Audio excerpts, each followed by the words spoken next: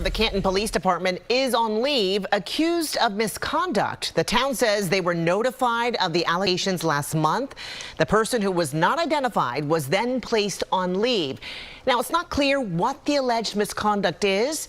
In a statement, the department writes this, quote, "The town and the town's police department take all allegations of misconduct seriously," adding, "We will take the necessary steps to ensure that actions by individual officers do not jeopardize that quality and level of service." A Canton police sergeant who testified during Karen Reed's first trial has been placed on leave.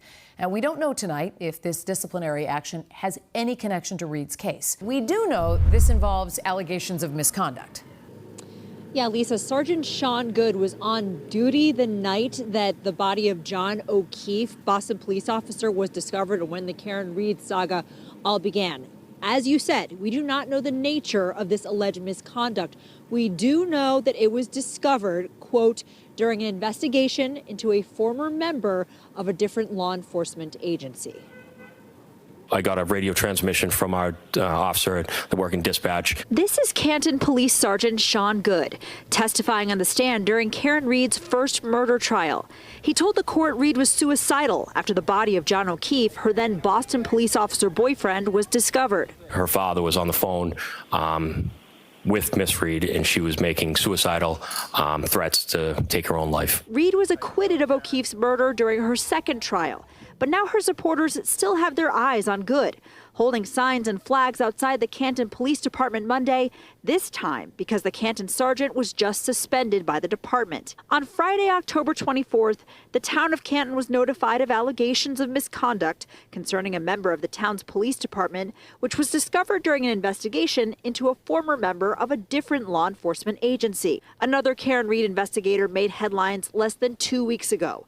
Former state trooper Michael Proctor lost his job after his insulting texts about Reed came to light. He recently dropped his appeal to get his job back amid the revelation that thousands of his personal texts will be provided to more defense attorneys. I-Team sources say some of those texts were racist.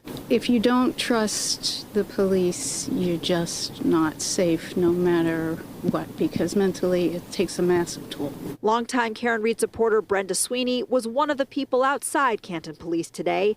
She says she's not surprised by Goode's suspension, but believes it is more evidence of a movement by Canton's interim police chief to increase transparency. He's come out and talked to us. He stood with us to hear us, and something that we've never had for a very long time. Now, the town has engaged an outside investigator to look into these allegations against Goode. Tonight, there's new controversy involving the Canton Police Department. A police officer who testified in the Karen Reed case is now on paid administrative leave due to allegations of misconduct. Now, in a statement, the town says Sergeant Sean Goode was put on leave after the allegations were discovered during an investigation into a former member of a different law enforcement agency. The independent investigator is now looking into those allegations. Goode testified during Reed's first murder trial last year, but did not testify at her retrial earlier this year. The town is committed to providing the quality and level of service that the citizens of Canton deserve from their police department. To that end, we will take the necessary steps to ensure that actions by individual officers do not jeopardize that quality and level of service. Let's bring in NBC 10 courtroom insider Sue O'Connor, who attended both of Reed's trials and was there when Sergeant Goode testified in the first one. All right, Sue, so if we think about the action involving Goode, help us figure out if there are any dots to connect to either the Karen Reed case or to Michael Proctor, who was the lead investigator in that case and had these reams of text messages we just learned about that go back to 2013. Yeah, we don't know, Glenn and JC, but here's what we do know. Both Sean Goode and Michael Proctor live in Canton. Goode went to high school with Courtney Proctor, Michael Proctor's sister, and the Canton police audit found significant policy failures in the John O'Keefe investigation: improper crime scene photography, no recorded witness interviews, officers using those red Solo cups, and personal phones to collect evidence. But auditors found no evidence of tampering and no evidence of a conspiracy to frame anyone. So let's get a little bit deeper into Sergeant Goode's involvement in the Reed case. For folks who followed Reed's trials, his name is familiar. So what role did he play in the investigation into John O'Keefe's death? Look, Goode was very involved in the investigation. He was all over it. He was the overnight dispatcher at the Canton Police when John O'Keefe died. He took both 911 calls, the first one from Kerry Roberts before 5 a.m., then Jennifer McCabe around 6 a.m., reporting that O'Keefe was unresponsive. Goode then rushed to the scene. He spoke to the homeowners, Brian and Nicole Albert, and he brought his personal leaf blower from home, which Lieutenant Gallagher asked him to do, and he used it to clear snow, Gallagher did, from the crime scene. And Goode gave key testimony in that first trial. He said he did not hear Reed say, "I hit him at the scene." And he testified that he found 0 pieces of taillight that morning. But a taillight photo later appeared in his report documentation, and he was questioned about that on the stand by the defense in that first trial. All right, we'll be watching the story closely. Indeed. As always, Sue, thank you. You're welcome. All persons having business before the Honorable Beverly Canoni, Justice of the Norfolk Superior Court, and for the County of Norfolk. Draw near, give your attendance, you shall be heard. God save the Commonwealth of Massachusetts. This court is now open. You may be seated. 22-117, the Commonwealth versus Karen Reed. Can I have counsel identify themselves for the record? Adam Lally for the Commonwealth. Good morning, Your Honor. Good morning, Mr. Lally. Good morning, Your Honor. Laura McLaughlin for the Commonwealth. Good morning, Ms. McLaughlin. Your Honor, Alan Jackson for Ms. Reed. Good morning, Mr. Jackson. Good morning, Your Honor. Elizabeth Little, also on behalf of Ms. Reed. Good morning, Ms. Little. And good morning, Your Honor. David Yannetti for Karen Reed. Good morning, Mr. Yannetti. Good morning, Ms. Reed. Good morning, jurors. So I apologize for the delay this morning. What I'm going to start doing, we don't want to keep you folks waiting, and sometimes there's traffic or other reasons that we're delayed. Rather than reporting at 8:20 in the morning, I'm going to let you report at 8:30. Okay, we'd rather you have us waiting than we have you waiting. So thank you very much. Could we have Sergeant Goode, please? Again, thanks, Jim. Thank you. All right, we all set? May I proceed, Your Honor? Yes. Good morning, Sergeant. Good morning. Sergeant, you are familiar with the key swipe system at the Canton Police Department? Yes. Could you explain to the jury how that works? So police officers are issued looks like a credit card. I have it in my wallet. Anytime I enter or leave the police department, the exterior doors going out the back there's a key scan. You put up to it to unlock the door to come in.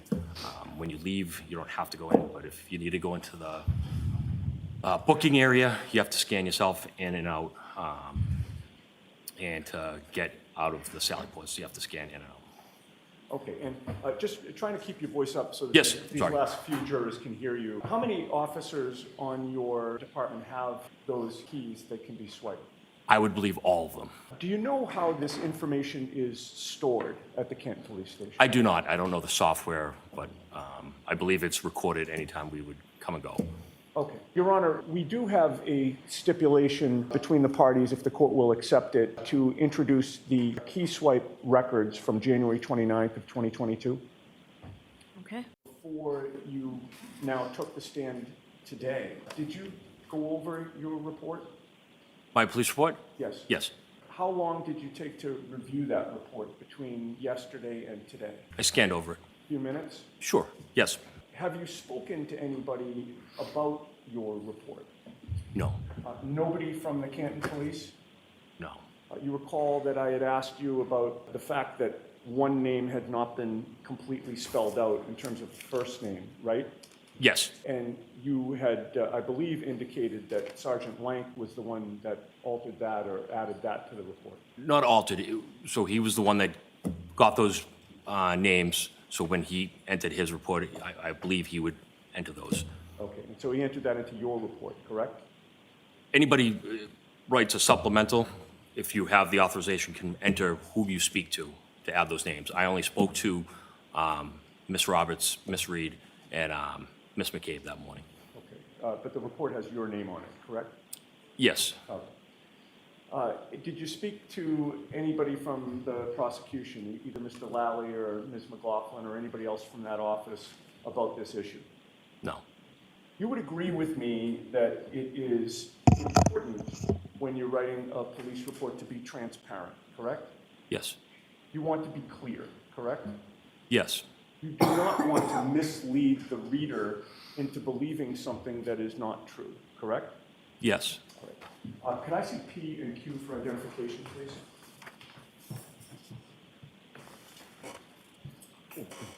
Thank you, sir. May I approach, Your Honor? Yes. I'm showing you first P for identification. You identified that yesterday, correct? Yes. We went over with the jury the 5 bits of information that are up at the top of the report, starting with the incident number, correct? Yes. Date and time reported January 29th of 22 at 6:08, Yes. and the report date and time was January 29th of 22 at 8:24 a.m., correct? Yes. Reporting officer, Sergeant Sean Goode, correct? Yes. I'd like to show you now what has been marked Q for identification. And you can hang on to P if you like. With regard to those bits of information, oh, first of all, let me have you identify Q for identification. I'm sorry. Yes, I'm reading Q. Okay, what is Q for identification? Exhibit Q. Right. What is the actual document? We call this a face sheet. With regard to P for identification, that's also a face sheet, correct? Yes. They appear to be nearly identical, correct? Correct, except I'm looking at the top right corner. One says 1/30/2022, and the next would be 10/25/2022. That is the print date of the report, correct? Okay. I don't know. So regardless of when those 2 face sheets had been printed, ignore that. With regard to the information about the incident number and the date of the report and the date of the incident and the reporting officer, those appear to be identical, correct? Correct. Now, with regard to P for identification, which is the first report that you were shown, and you were shown that yesterday, and now you have it in front of you, there is a photo on the right side of that report, is there not? There is. Do you know what that photo is of?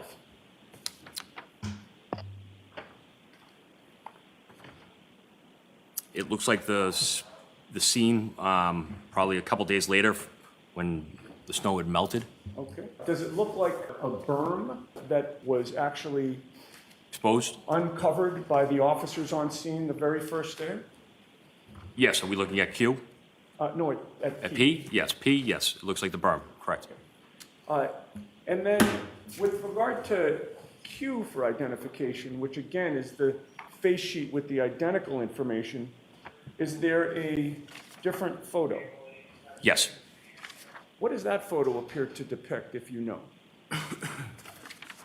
It looks like the same area that Mr. O'Keefe possibly was found, I believe. All right. Those 2 documents, P for identification and Q for identification, those are actually your report, correct? Correct. But can I explain? Mr. Lally will, I'm sure, let you explain. At this point, I'm going to be asking the questions, if you don't mind. Access denied. Your Honor, I would offer into evidence as full exhibits both P and Q for identification. Just the face sheet. Is there an objection? Yes, Your Honor. Okay, the objection sustained. May we approach? Okay. Could I see those, please?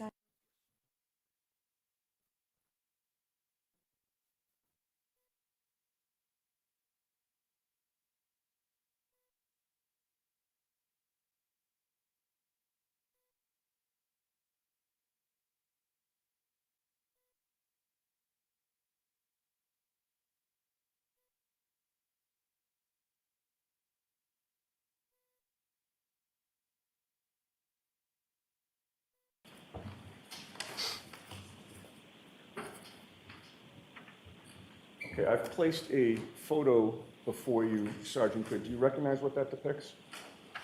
Yes. What does it depict? I believe that's a photo of a piece of a taillight. Okay. And when you say a photo of a piece of a taillight, you're obviously referring to a piece of a taillight allegedly found at 34 Fairview in Canton? Yes.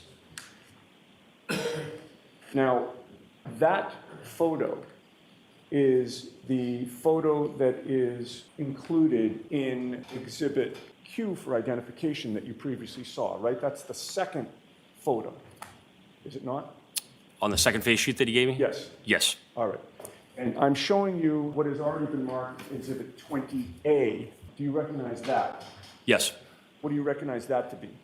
That's the berm from that morning.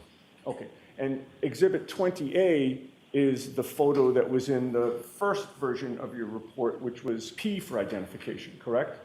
Yes. I can take those back from you, sir. Yes, you're welcome.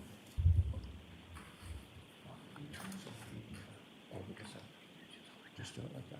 Where's the elbow? Right here. Can you set that up? With regard to the first photo that you identified, which was the piece of taillight that allegedly was found at 34 Fairview, that was a fair and accurate representation of that photo, correct? Yes. All right. 20A is, you've testified, the photo of the berm that was included in the first version of your police report, which was P for identification, correct? Yes. All right. Let's put up 42, please. No. I'm sorry. Where is 42? Right here. I don't have it. Oh, you have it? Yeah. No wonder. Thank you, Mr. McDermott. Sure. The exhibit sticker's upside down, but, oh, there we go. That is the photo of the piece of taillight allegedly found at 34 Fairview that you have identified as Exhibit 42, correct? Yes. All right. Now, having seen those photos, one was included in P for identification, one was included in Q for identification, correct? Yes. Which you've previously identified as your report. Yes. All right. Your Honor, I would offer the top portion of P and Q for identification as a full exhibit. Okay, and there's an objection from the Commonwealth? Yes, Your Honor. Okay. It will come in, when the jury actually gets it, we'll have it on the same 9x12 paper that everything else is. Terrific. And all exhibits go through Madam Court Reporter. Oh, of course. Becomes 43. So, jurors, I'm going to send you out for 5 minutes, okay?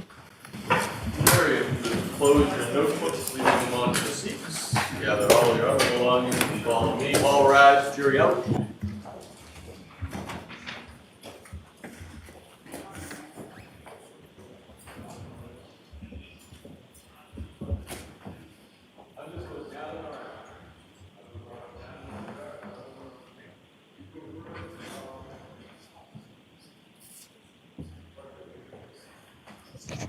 May I see those, Madam Court Reporter, please?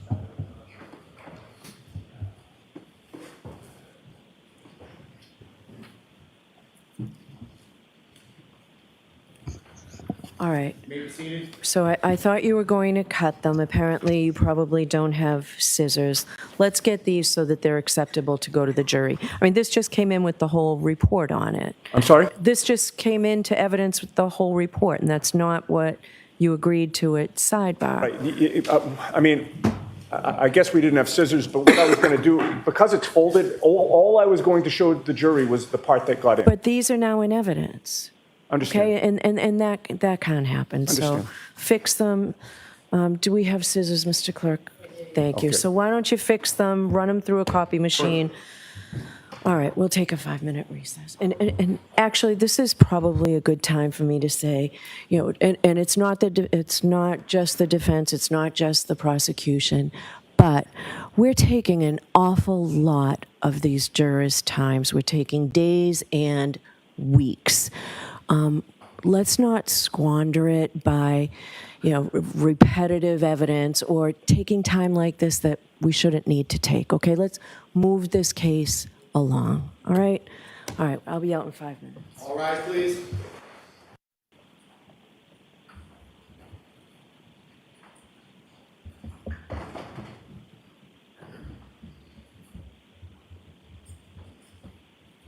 Court is back in session. You may be seated.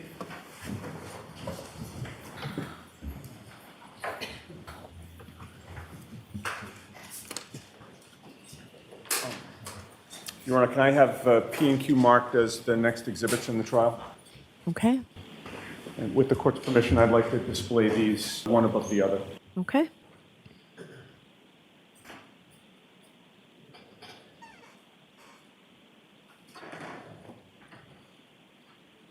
Okay. Sergeant Goode, you have previously testified about the details in these reports. You would agree that each of these reflects your report. It says Reporting Officer Sergeant Sean Goode, correct? Yes. Each of these is page 1 of your report, correct? Yes. You've previously testified that you call that the face sheet of the report, correct? Yes. Each of these has the identical incident number and call number, correct? Yes. The identical date and time reported, correct? Yes. The identical report date and time, correct? Yes. And of course, the identical officer. Yes. Other than the print date of the face sheet of your report, one appears to be in January, one appears to be in October, the major change is the photo that's included on the face sheet, correct? Yes. Can I explain why? So that second photo with the piece of tail light that is included on the first page of your report, that photo is not from January 29th of 2022, correct? Correct. You never took a photo of a piece of tail light on January 29th of 2022, correct? Correct. You never saw a piece of tail light at 34 Fairview on January 29th of 2022, correct? Correct. Did you personally switch the photo on the face sheet of your police report? No. Do you know who did? So whoever updated the report, their supplemental, you add photos. But in answer to my question, do you know the specific person from your department who altered the photo on the face sheet of your report? I didn't take the supplemental report, so I don't know. Okay. I don't know who took the photo. But given that this is your report, you're the reporting officer, you are responsible for the content of that report, are you not? For my report, yes, not other officers' supplementals to an investigation. All right, but this is your report. This is the face sheet for the reporting officer, Sergeant Sean Goode, is it not? Yes, on the face sheet. All right. Now, would you agree with me that someone reading this report and seeing that the date and time of the report is listed as January 29th of 2022 at 8:24 a.m., that's when you wrote it, correct? That's when I logged in, yes. Somebody reading that and seeing a photo of a piece of taillight might believe that that photo is from the same date that you're writing the report, correct? Objection. Sustained. Do you think it's misleading to include a photo on the face sheet of the report when the report is dated January 29th, 2022, and the photo is not from that day, it's from sometime later? Objection. Sustained.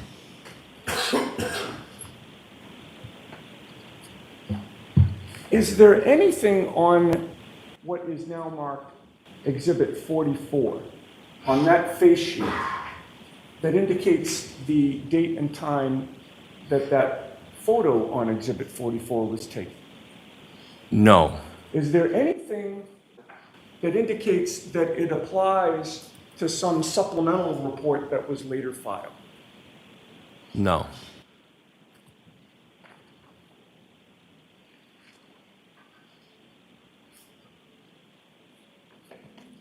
I may have a moment. Yes.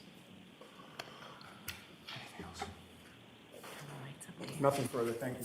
All right, please take the exhibit down. And we need that exhibit, Mr. Yannetti. Oh, yes, of course. We have 2 others as well. Okay, the exhibits are to remain up here with the clerk. With the clerk? Yes. Okay.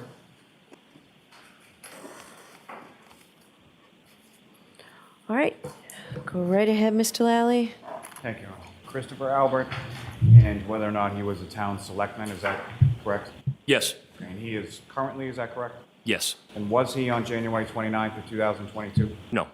So he was elected to the Board of Selectmen subsequent to this date that you've been talking about, January 29th, 2022, correct? Yes.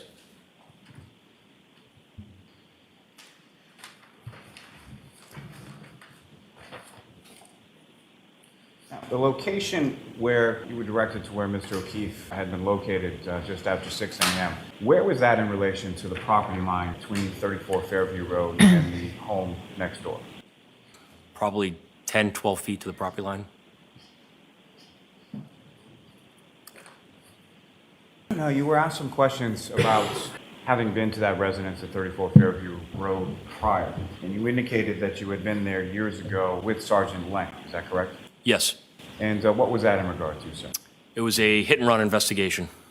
And who, if anyone, so why were you at that residence at 34 Fairview Road? So there was a call for a motor vehicle crash at the corner of Dedham and Washington Street, and the suspect vehicle had fled the scene.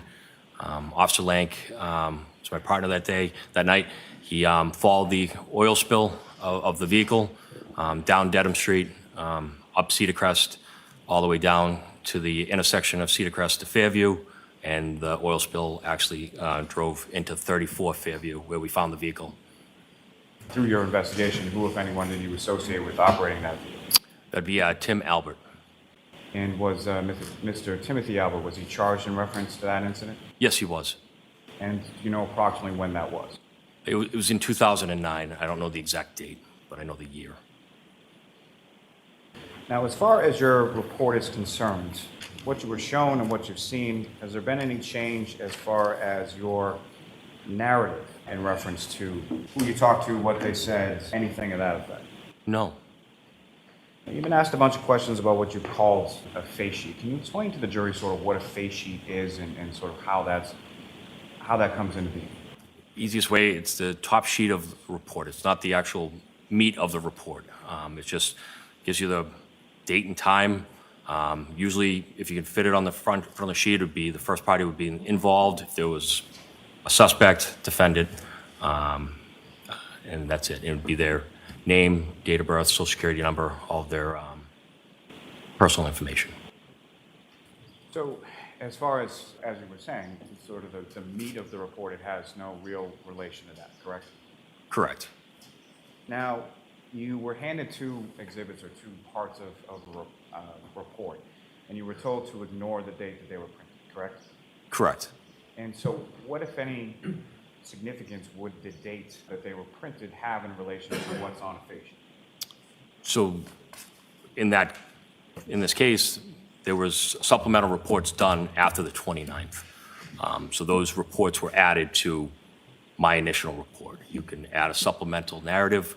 So if that includes meeting new people, talking to other people, or taking photos of anything you found, you would add that to our report, and it would be documented in the supplemental.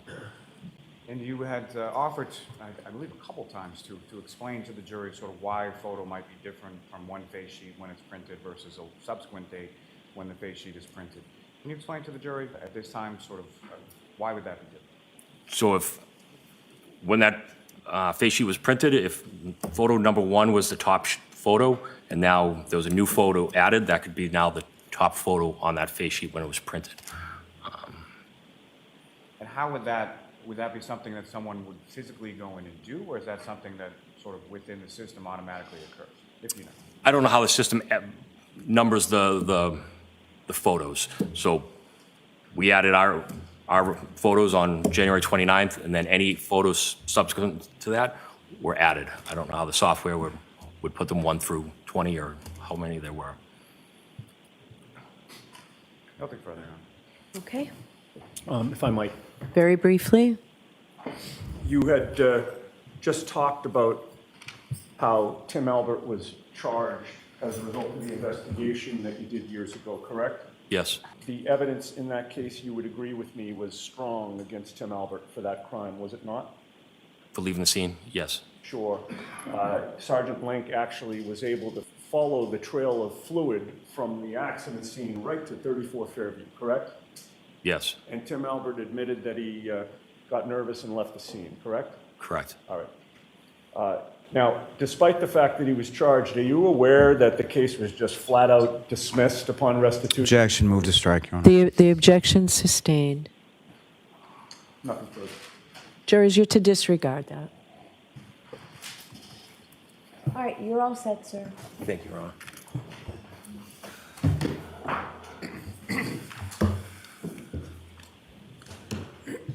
Who is your next witness, Mr. Lally? Yes, Your Honor. The Commonwealth call Sergeant Michael Lank to the stand. All right, so not yet. I'll see counsel at sidebar, please.